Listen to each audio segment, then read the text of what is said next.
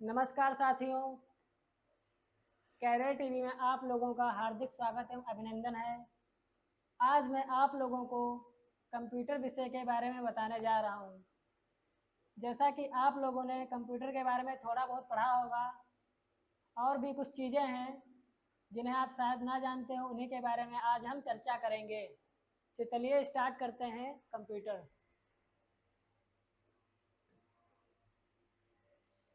Computer एक स्वचालित electronic machine है। स्वचालित मतलब जो अपने आप चलती हो, जिसमें किसी की सहायता की आवश्यकता ना पड़े।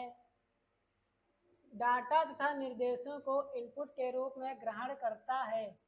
डाटा जैसे हम कंप्यूटर में कोई सूचनाएं फीड करते हैं, जैसे हमने कीबोर्ड की सहायता से कुछ लिखा, तो वो जो हमारा होगा वह डाटा होगा। निर्देशों निर्देशों जैसे हमने माउस की सहायता से किसी भी वाक्य पर क्लिक किया, वहाँ पे आपको कुछ ना कुछ ओपन होता हुआ दिखाई देगा,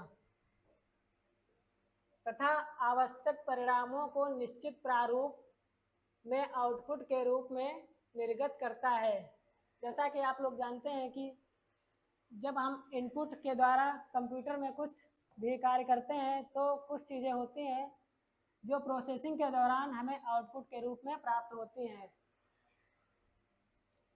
यह डाटा एवं निर्देशों, सॉफ्टवेयर तथा परिणामों को स्टोर भी करता है।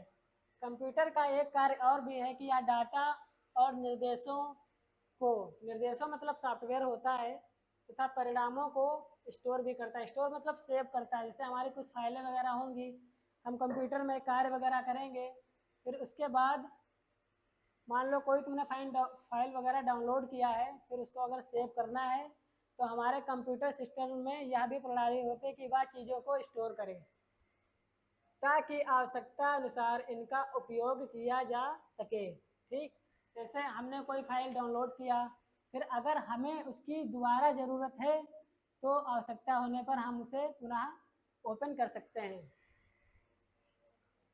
यह डाटा के भंडारण तथा तीव्र गति एवं त्रुटि रहित ढंग से उसके विश्लेषण का कार्य करता है। कंप्यूटर का एक कार्य यह भी है कि वह बहुत तेज गति में अपने कार्यों को विश्लेषित करता है। विश्लेषित मतलब किसी भी चीज़ का अच्छी तरीके से बताना, और भी चीज़ें हैं।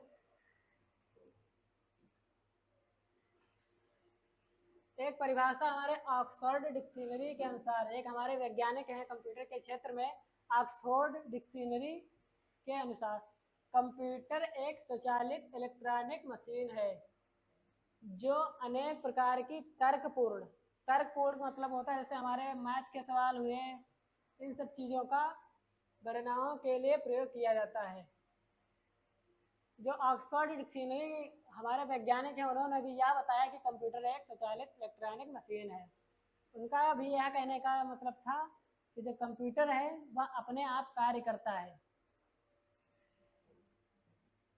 कंप्यूटर वह मशीन है जो डाटा स्वीकार करता है। डाटा मतलब हमने कोई सूचनाएं वगैरह दी इनपुट के माध्यम से, उसे भंडारित करता है। भंडारित मतलब स्टोर किया। दिए गए निर्देशों के अनुरूप उनका विश्लेषण विश्लेषण मतलब एनालिसिस, किसी भी चीज़ के बारे में और अधिक अध्ययन करना हमारा विश्लेषण कहलाता है। तथा विश्लेषित परिणामों को आवश्यकता अनुसार निर्गत करता है। निर्गत मतलब पुनः प्राप्त करना। कोई भी चीज़ हमने सेव वगैरह किया, अब उसको पुनः अगर देखना है, तो हम उस चीज़ को पुनः देख सकते हैं।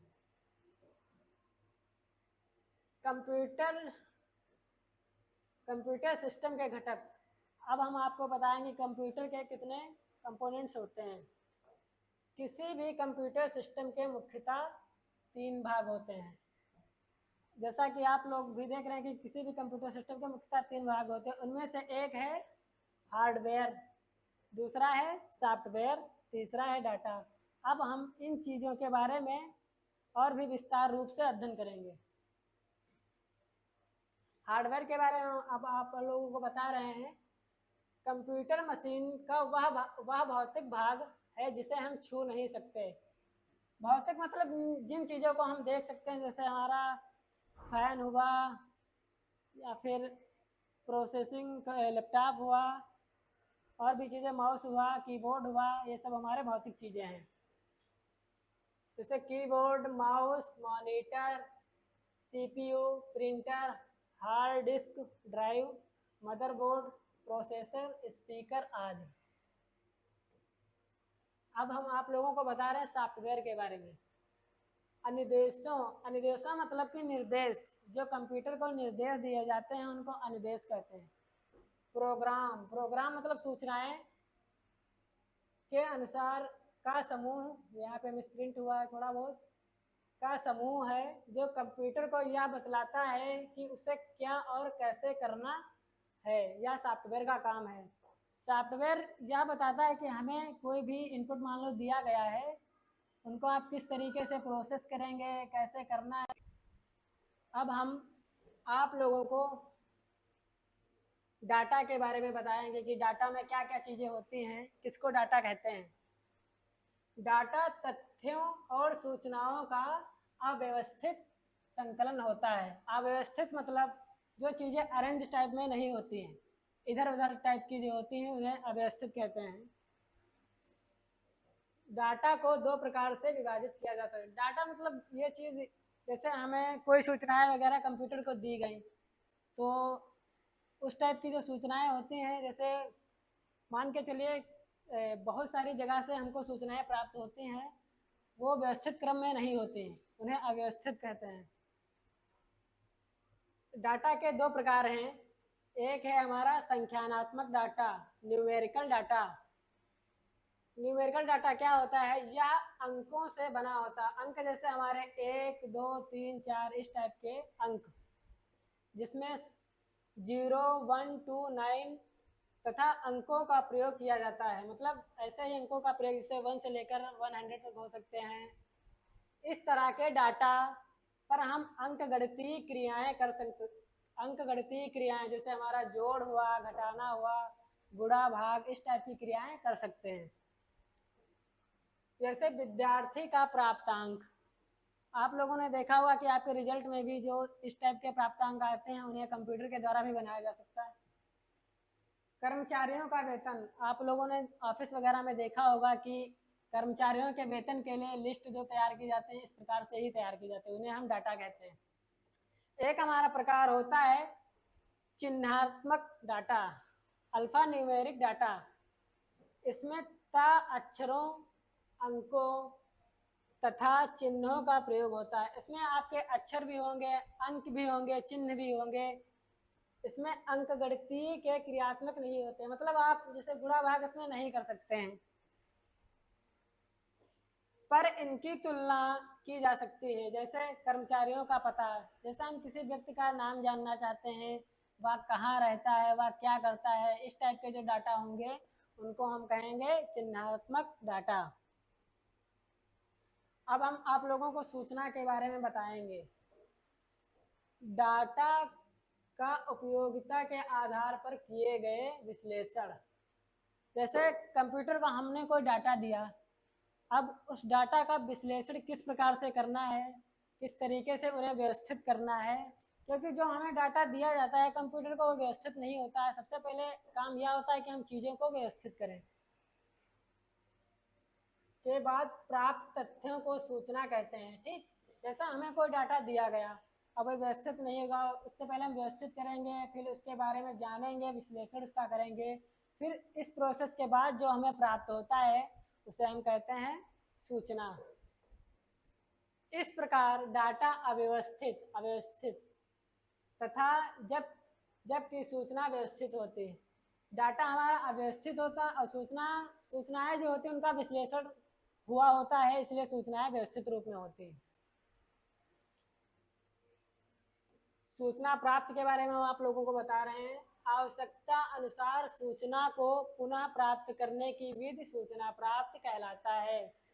जैसे हमने कोई सूचना कंप्यूटर में सेव किया और उसे फिर डिलीट वगैरह कर दिया, तो अगर आप उस सूचना को पुनः प्राप्त करना चाहते हैं तो इस प्रकार की प्रक्रिया को हम कहते हैं सूचना प्राप्त प्रक्रिया।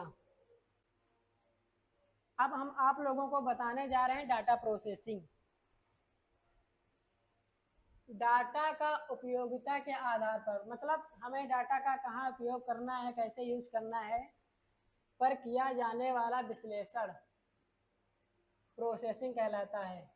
जो डाटा हमारा होता है, मान लो कहीं हमें उसका यूज करना है, तो उस पर जो विश्लेषण किया जाएगा, उसके बारे में एनालिसिस किया जाएगा, उसी को हम कहते हैं data processing. Electronic data processing, electronic विधि से डाटा को विश्लेषण, इलेक्ट्रॉनिक तकनीक डाटा प्रोसेसिंग है। जैसे हम लोगों ने देखा होगा कि अभी भी हमारे जो क्लास टीचर होते हैं, मान लो छात्रों की अटेंडेंस लगानी है, तो वो भी रजिस्टर पे उनका नाम नोट करते हैं, वो बालक किस दिन आया है किस दिन नहीं आया है, इसके बारे में जानकारी प्राप्त करते हैं। लेकिन यही काम मान लो हमारे क्लासरूम में बायोमेट्रिक लगा हुआ है, तो उसकी सहायता से जो भी बच्चा आएगा वो बायोमेट्रिक के द्वारा उसकी अटेंडेंस लग जाएगी, और जो बायोमेट्रिक सिस्टम होगा वो अपने आप ही बता देगा कि इतने बच्चे उपस्थित हुए, इतने बच्चे उपस्थित नहीं हुए। इस प्रकार जो इलेक्ट्रॉनिक माध्यम से डाटा का विश्लेषण किया जाता है उसे कहते हैं इलेक्ट्रॉनिक डाटा प्रोसेसिंग। अब हम अनुदेश, अनुदेश का एक मतलब और भी होता है निर्देश, कि हम कंप्यूटर को जो निर्देश देते हैं उसे ही अनुदेश कहते हैं। कंप्यूटर को कार्य करने के लिए दिए गए आदेशों को अनुदेश कहा जाता है। अब जैसा हमें कंप्यूटर से कोई कार्य करवाना है, तो कंप्यूटर को जो हम निर्देश देंगे, इंस्ट्रक्शंस वगैरह देंगे, वही हमारे कहलाएंगे अनुदेश। अब हम आप लोगों को प्रोग्राम के बारे में बता रहे हैं। कंप्यूटर को दिए जाने वाले अनुदेशों, अनुदेशों मतलब निर्देश के समूह को प्रोग्राम कहा जाता है। जो हमारा निर्देश होता है उनका जो समूह, मान लो बहुत जगह से हमको निर्देश मिले हैं, अब उनको एक ग्रुप में लाया जाए, तो इस प्रकार को कहते हैं प्रोग्राम। अब हम आप लोगों को सॉफ्टवेयर के बारे में बताने जा रहे हैं। प्रोग्रामों के समुच्चय को, जो कंप्यूटर के विभिन्न कार्यों को सफल क्रियान्वयन के लिए उत्तरदायी होता है, उसे हम कहते हैं सॉफ्टवेयर। जैसे मान लीजिए हमारे प्रधानमंत्री श्री नरेंद्र मोदी जी हैं, अब उनके मंत्री वगैरह हैं, उनको सलाह देंगे, और उन मंत्रियों के ग्रुप में कोई ऐसा ग्रुप होगा जो उन चीज़ों को अच्छे से विश्लेषण करने की चीज़ें हमारे प्रधानमंत्री जी को बताएगा कि हमें कैसे चीज़ों को करना है। तो जो वो ग्रुप होगा वही हमारा कहलाएगा सॉफ्टवेयर। अब हम आप लोगों को कंप्यूटर की विशेषताएं बताते हैं कि हमारे कंप्यूटर में कौन कौन सी विशेषताएं होती हैं, कैसे कार्य करते हैं, उनकी गति क्या होती है, किस प्रकार से गणनाएं करते हैं, कैसे विश्लेषण करते हैं, इसके बारे में अब हम आप लोगों को बताने जा रहे हैं। जैसे गति, कंप्यूटर 1 सेकंड में लाखों गणनाएं कर सकता है। जैसा कि आप लोग भी देख रहे हैं कि कंप्यूटर 1 सेकंड में लाखों गणनाएं कर सकता है। किसी मनुष्य द्वारा पूरे साल में किए जाने वाले कार्य को कंप्यूटर कुछ ही सेकंड में, जैसे मान के चलिए हमें कोई रजिस्टर वगैरह बनाना है, तो उसमें बहुत सारा टाइम लगता है। अगर हम कंप्यूटर द्वारा किसी कार्य को करते हैं, बहुत आसानी से, बहुत जल्दी से हो जाता है। कंप्यूटर प्रोसेसर के स्पीड को हर्ट्ज में मापते हैं।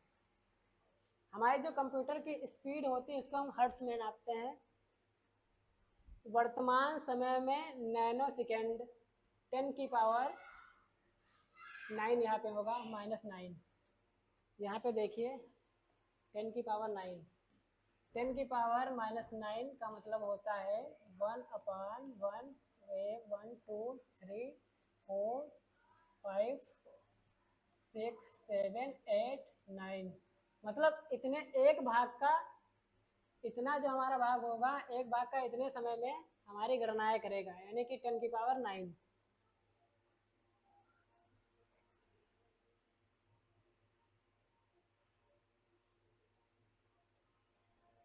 गणनाएं कर सकते। कंप्यूटर की गति को 1 सेकंड में प्रोसेस किए गए निर्देशों की संख्या के आधार पर नापा जाता है।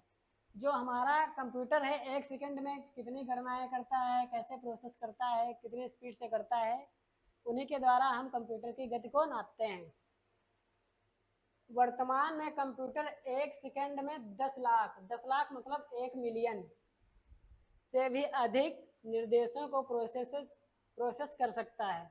मतलब आजकल के जो हमारे कंप्यूटर हैं इस टाइप के, वो 1 सेकंड में 10 लाख, मतलब 1 मिलियन गणनाएं कर सकते हैं। तो आप लोग जान सकते हैं कि हमारे कंप्यूटर की स्पीड मानव की स्पीड से कितनी अधिक है। अतः कंप्यूटर की गति को MIPS मिलियन इंस्ट्रक्शंस पर सेकेंड में मापा जा सकता है। अब एक हमारे कंप्यूटर की विशेषता है स्वचालित। स्वचालित मतलब खुद चलने वाला। कंप्यूटर एक स्वचालित मशीन है, मतलब इसमें किसी की सहायता नहीं पड़ती। मान लो उसको गणनाएं भी करनी है तो एक बार आप उन्हें सूचनाएं दे दें कंप्यूटर को, अपने आप गणनाएं कर लेंगे, उसमें आप किसी भी चीज की जरूरत नहीं पड़ेगी। जिसमें गणना के दौरान मानवीय हस्तक्षेप की संभावना नगण्य रहती है, मतलब उसमें मानव का ज्यादा सहयोग नहीं रहता। मानव सिर्फ इंस्ट्रक्शंस वगैरह देगा, सूचनाएं देगा कंप्यूटर के। मान के चलिए हमें गुणा या फिर भाग वगैरह करना है तो हम कंप्यूटर में टाइप कर देंगे, कंप्यूटर हमें वो सब सारा सोल्यूशन अपने आप ही दे देगा, हमें उसके बाद कुछ प्रोसेस नहीं करना होगा। हालांकि कंप्यूटर को कार्य करने के लिए निर्देश मनुष्य द्वारा ही दिए जाते हैं। जैसे हमें कंप्यूटर चलाने के लिए निर्देश तो देना ही पड़ेगा, जैसे कीबोर्ड से कुछ टाइप करेंगे, माउस से हम कर्सर इधर उधर करेंगे, सेलेक्ट करेंगे, सब कार्य तो करने ही होंगे। इसके बाद मान लो हमें गुणा करनी है तो कंप्यूटर अपने आप सारे कार्य कर लेगा। त्रुटि त्रुटि रहित कार्य मतलब इसमें गलतियां नाम मात्र की देखने को मिलती है। बहुत ही इन रेयर केस आप देखते हैं कि गलतियां तभी होंगी जब आप उसे गलत डेटा देंगे। जैसे हमें 4 की जगह 3 लिखनी है तो हमारे कंप्यूटर में त्रुटि अपने आप आ जाएगी। कंप्यूटर की गणनाएं लगभग त्रुटि रहित, मतलब इसमें गलतियां नहीं पाई जाती। गणना के दौरान अगर कोई त्रुटि पाई जाती है तो वह प्रोग्राम या डाटा में मानवीय गलतियों जैसे हमें गुणा करना है 4 × 3 और हम गलती से गुणा कर दिए 4 × 5, तो नॉर्मल सी बात है कि कंप्यूटर में गलतियां उसी टाइप से आएंगी। जैसे आप उसको डाटा देंगे उसी टाइप से हमारी गलतियां भी होंगी। अगर डाटा और प्रोग्राम सही हैं तो कंप्यूटर हमेशा सही परिणाम देता है। यदि आप कंप्यूटर में सही डेटा देते हैं तो हमारा कंप्यूटर जो प्रोसेस के दौरान सोल्यूशन होगा वो भी हमारा सही देगा। कभी कभी वायरस के कारण भी कंप्यूटर में त्रुटियां आ जाती है। जैसे आपने देखा होगा कि कंप्यूटर या फिर आप मान के चलिए छोटे स्तर पर हमारा मोबाइल है, मोबाइल में भी वायरस आ जाते हैं तो हमारी कुछ फाइलें होती हैं अपने आप डिलीट हो जाती हैं। इसी प्रकार से ये है कि अगर कंप्यूटर में वायरस आ जाएगा तो आपकी मिसिंग आने की संभावना बढ़ जाती है। अब हम आप लोगों को स्थायी भंडारण की क्षमता, मतलब आप कोई भी डेटा है या फिर सूचनाएं हैं उनको स्टोर करना चाहते हैं तो यह तब तक स्टोर रहेंगी जब तक आप उसे डिलीट नहीं कर देंगे। कंप्यूटर में प्रयुक्त मेमोरी को डेटा, सूचना और निर्देशों के स्थायी भंडारण के लिए प्रयोग किया जाता है। चूंकि कंप्यूटर में सूचनाएं इलेक्ट्रॉनिक तरीके से संग्रहित की जाती है, जैसे हमें कोई वीडियो वगैरह अपने कंप्यूटर में सेव करना है तो वह इलेक्ट्रॉनिक माध्यम से सेव होगा जो कि डिलीट नहीं होगा जब तक आप उसे डिलीट नहीं करेंगे। अतः सूचना को समाप्त या नष्ट होने की संभावना कम ही रहती है। जैसे मान के चलिए कंप्यूटर में कोई वायरस ही आ जाए और उसके कारण अगर आपकी इमेज हट जाती है या फिर वीडियो हट जाता है तो एक नॉर्मल सी बात है, बाकी जब तक आप डिलीट नहीं करेंगे तब तक आपकी फाइल नहीं हटेगी। विशाल भंडारण की क्षमता, कंप्यूटर में बहुत सारी चीज़ों को स्टोर करने की क्षमता होती है। कंप्यूटर के बाह्य तथा आंतरिक संग्रहण माध्यम हार्ड डिस्क, जैसे हार्ड डिस्क हुआ तुम्हारा, फ्लॉपी डिस्क हुआ, मैग्नेटिक कैप हुआ, CD रोम हुआ, में असीमित डाटा और सूचनाओं को संग्रहण किया जा सकता है। ये जो हमारे डिस्क होते हैं जैसे तुम्हारा हार्ड डिस्क है, फ्लॉपी डिस्क है, मैग्नेटिक कैप है, CD रोम है, इन चीज़ों में बहुत सारी सूचनाओं को आप स्टोर कर सकते हैं। कंप्यूटर में सूचनाएं कम स्थान घेरती हैं अतः इनका भंडारण की क्षमता विशाल और असीमित होती है। जो कंप्यूटर होता है उसमें आप सूचनाएं जो होती हैं कम जगह घेरती हैं। जैसे मान के चलिए कोई वीडियो वगैरह है आपका, वो ज़्यादा MB का होगा, कोई आपकी सूचना है वो कम MB की होगी, इसीलिए जो सूचनाएं होती हैं उन्हें आप अधिक से अधिक भंडार कर सकते हैं। फिर आता है हमारा भंडारित सूचनाओं को तीव्र गति से प्राप्त करना। कंप्यूटर प्रयोग द्वारा कुछ ही सेकंड में भंडारित सूचनाओं में आवश्यक सूचनाओं को प्राप्त किया जा सकता है। रैम के प्रयोग से यह काम भी सरल हो जाता है। जैसे मान के चलिए हमारे कंप्यूटर में कुछ सूचनाएं हैं, उन्हें आप तुरंत अगर प्राप्त करना चाहते हैं तो भी आप प्राप्त कर सकते हैं। ये हमारा काम होता है रैम के द्वारा, रैंडम एक्सेस मेमोरी। अब हम चलते हैं जल्द निर्णय लेने की क्षमता। कंप्यूटर जो हमारा होता है, मान के चलिए आपको गुणा करना है तो कुछ ही सेकंड में आपको गुणा करके दे देगा। कंप्यूटर परिस्थितियों तथा विश्लेषण के पूर्ण में दिए गए निर्देशों के आधार पर तीव्र निर्णय लेने की क्षमता रखता है कि जैसे ही आप कंप्यूटर को निर्देशित या फिर डेटा वगैरह देंगे, आपको उसका विश्लेषण करके आपको सॉल्यूशन देगा। फिर आता है हमारा विविधता, वर्सियलिटी। कंप्यूटर की सहायता से विभिन्न प्रकार के कार्य संपन्न किया जा सकता है। आधुनिक कंप्यूटरों में अलग अलग तरह के कार्य एक साथ करने की क्षमता है। जैसे कंप्यूटर के माध्यम से आप एक कार्य बहुत ही तरीकों से कर सकते हैं। जैसे हमें वीडियो चलानी है, एक तरफ आपका वीडियो भी चल रहा है, आपको इमेज देखना है, एक तरफ आपकी इमेज भी दिखा रहा है, आपको गणनाएं करनी है तो आप एक साथ गणनाएं भी कर सकते हैं। इस प्रकार हम देखते हैं कि कंप्यूटर में बहुत सारी प्रोसेस कर सकते हैं। जैसे हमारा वीडियो ही चल रहा है, बहुत सारी फाइलों को ओपन कर सकते हैं। अब हम देखते हैं पुनरावृत्ति, रेपिटेशन। कंप्यूटर को आदेश देकर एक ही तरह के कार्य बार बार समान विश्वसनीयता और तीव्रता से किया जा सकता है। मतलब अगर आप कोई कार्य करवा रहे हैं, उसी कार्य को दोबारा करवाना है तो कंप्यूटर हमारा आसानी से किसी भी बिना रोक टोक के कर सकता है। फिर आता है हमारा स्फूर्ति, एबिलिटी यहाँ पे होगा।